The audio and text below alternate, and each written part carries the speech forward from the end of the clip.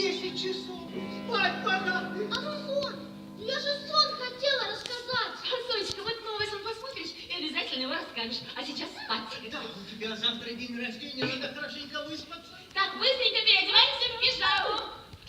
Так, между прочим, тебя это тоже касается. Катерина! Катя! Катя! Катя! Какое эврипати! Галя, ну с кем мы разговариваем?